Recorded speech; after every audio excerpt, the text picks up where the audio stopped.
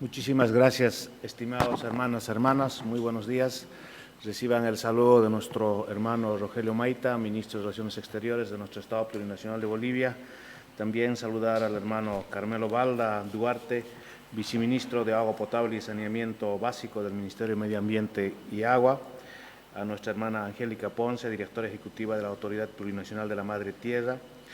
Al hermano José Ignacio Ayala Andrés, director del Centro de Formación de la Cooperación Española AICIT, que nos está acogiendo para la realización de este taller importantísimo. Saludar a la hermana Zulaima Mani Apaza, presidenta de la Comisión de la Región Amazónica, Tierra, Territorio, Agua, Recursos Naturales y Medio Ambiente de la Asamblea Legislativa Plurinacional, y a todos los hermanos y hermanas presentes, también a la cooperación internacional, al cuerpo diplomático, a los representantes de organismos internacionales acreditados en el Estado Plurinacional de Bolivia, a las organizaciones del Pacto de Unidad, a los medios de comunicación, a todos los hermanos y hermanas que nos están escuchando por las redes sociales acá en nuestro país y fuera del país. ¿Cómo expresar el valor del agua en nuestra vida? Esa es la pregunta central. Y aquí nos vamos a referir a dos mitos importantes. Ñanderó creó árboles, montañas, creó la tierra, y al propio hombre y mujer hizo las primeras plantas y los primeros animales, entre ellos el colibrí, la víbora y la cigarra. Ñanderó dejó la tierra y se fue al cielo. Sin embargo, si bien habían personas muy buenas, también habían personas malas, no todo andaba bien, por supuesto. Por ello envió un diluvio, mucha lluvia para regenerar la vida en nuestra madre tierra. En los Andes, la leyenda chipaya. Este pueblo desciende de los chulpas, una anterior humanidad donde la luna brillaba de forma perpetua. Pese a que habían sido advertidos del próximo nacimiento del sol, los chulpas no se prepararon y cuando finalmente apareció el sol, casi todos desaparecieron. Todos, salvo una pareja que para protegerse de los rayos del sol, aprendieron a vivir bajo el agua durante el día para salir a la tierra en la noche. Los sobrevivientes hoy serían los Uruchipaya, llamados desde entonces hombres de agua o los Khazazuni. Recupero esta mitología, como ustedes, de las que existen en la tradición de nuestros pueblos, para explicar la importancia del agua en la humanidad plena, más aún en tiempos como los que vivimos, marcados por las grandes o por las graves crisis permanentes, sistemáticas e históricas. Me refiero a la crisis climática, a la crisis alimentaria, a la crisis energética, a la crisis económica financiera, a la crisis hídrica, pero también a la crisis de valores. Por ello estamos reunidos hoy para reflexionar, intercambiar experiencias y buenas prácticas a partir de la implementación del derecho humano al agua y el saneamiento a 12 años de la adopción de la Resolución 64-292, aprobada por la Asamblea General de las Naciones Unidas, que por supuesto uno de los principales impulsores fue nuestro país, el Estado Plurinacional de Bolivia.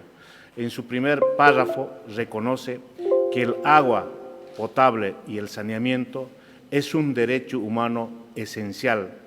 Por otra parte, la resolución exhorta a los estados, a las organizaciones internacionales para que propicien el aumento de la capacidad y la transferencia de tecnología por medio de la asistencia y la cooperación internacional. En esta misma resolución de la Asamblea General saluda el trabajo de la Relatora Especial de las Naciones Unidas sobre el Derecho Humano al Agua y al Saneamiento, quien tendremos la oportunidad de escuchar el mensaje el día de mañana. La propuesta de esta resolución emana desde un profundo y largo proceso de acumulación histórica de reivindicaciones del campo popular, indígena, originario, campesino, desde los sectores de las juntas vecinales que no aceptaban ni aceptan que el agua se cosifique o sea un recurso, un objeto, un bien sujeto a las reglas del mercado. Lo que acabo de mencionarles, de narrarles, a partir de la mitología de las tierras altas como las tierras bajas, resume la noción, el concepto, la comprensión de nuestros pueblos que tiene sobre el agua como un elemento de vida y, por lo tanto, de no mercado. Es una concepción integral, indivisible, universal del valor cósmico, biocéntrico del agua. Bolivia, nuestro país, el Estado Plurinacional de Bolivia, atravesó una etapa de su historia marcada por la economía del libre mercado, me refiero principalmente a los años 80, 90, en la que el agua se configuraba como un bien de mercado. El modelo neoliberal en Bolivia privatizó el agua potable y el saneamiento, el último recurso estratégico de nuestro país en los años 1999 y 2000.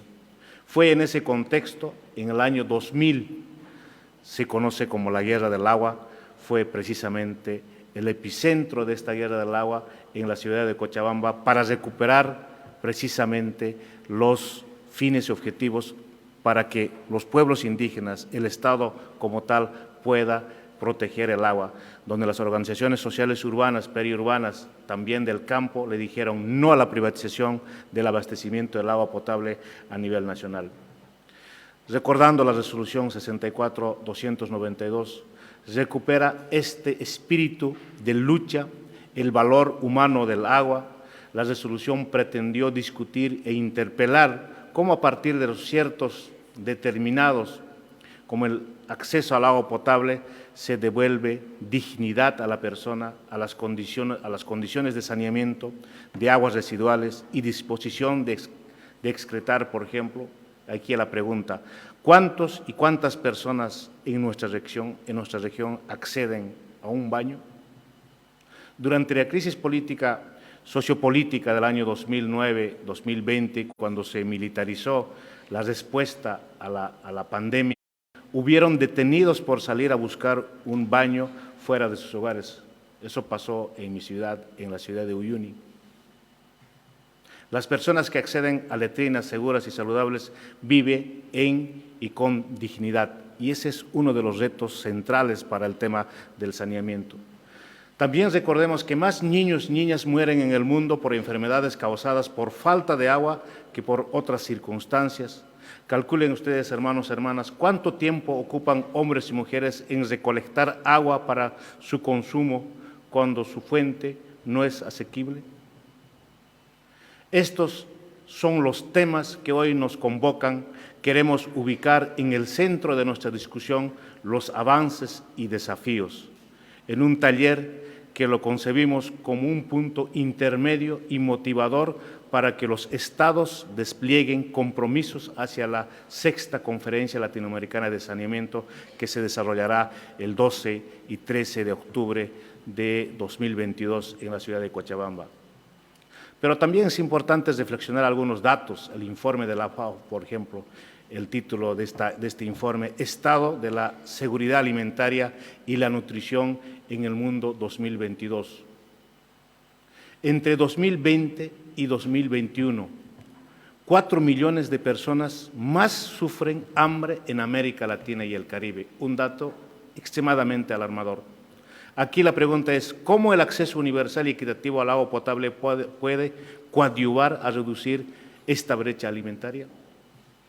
¿Cómo se puede aumentar el uso eficiente de los recursos hídricos en todos los sectores y asegurar la sostenibilidad de la extracción y el abastecimiento de agua dulce para hacer frente a la escasez de agua?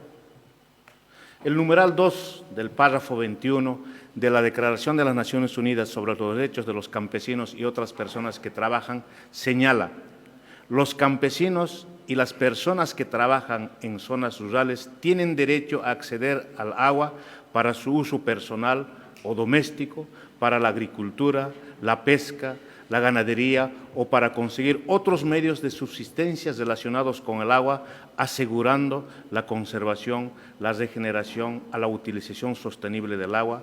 Tienen derecho a acceder de manera equitativa al agua y a los sistemas de gestión de los recursos hídricos y a no sufrir cortes arbitrarios o contaminación de su suministro de agua. Esta declaración nos llama a que debemos trabajar de manera conjunta entre Estados, pueblos y la cooperación internacional. Consideramos, al igual que el ODS 6, los Objetivos de Desarrollo Sostenible, de aquí a 2030, es escenario es necesario proteger y restablecer los ecosistemas relacionados con el agua, incluidos los bosques, las montañas, los humedales, los ríos, los acuíferos y los lagos. Es en este sentido en la que debemos valorar y recuperar las tecnologías ancestrales, saberes tradicionales, la ciencia de los pueblos indígenas en el marco del diálogo intercientífico para el desarrollo y aplicación de mecanismos de adaptación al cambio climático, manejo y gestión del agua, tomando en cuenta principalmente las diferentes cosmovisiones y filosofías indígena, originaria y campesinas en armonía con la Madre Tierra, nuestra Pachamama. Hacemos un llamado al trabajo cooperativo y en alianzas para el logro de los objetivos de desarrollo sostenible. Este es el reto fundamental, extendiendo la cooperación regional, internacional y el apoyo prestado a los países en desarrollo para la creación de capacidad en actividades y programas relativos al agua y al saneamiento. Los retos son amplios, el llamado para la acción está realizado.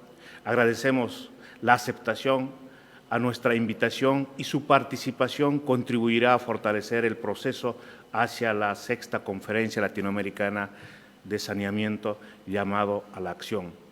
Ustedes tienen en su programa, serán 2 días de intenso trabajo, principalmente para compartir experiencias, los desafíos y retos que nos permite la resolución que ha sido aprobada hace 12 años, un 28 de julio del 2010, nos ha marcado principalmente a trabajar de manera colectiva entre Estados, sociedad civil y la cooperación internacional, asimismo las agencias, programas de las Naciones Unidas. Así que, estimados hermanos, este taller realmente será un inicio, una nueva etapa que marcará principalmente de cómo alcanzar los objetivos de desarrollo sostenible, el ODS 6 en particular. Jayaya, hermanos, hermanas. Jayaya. Muchas gracias.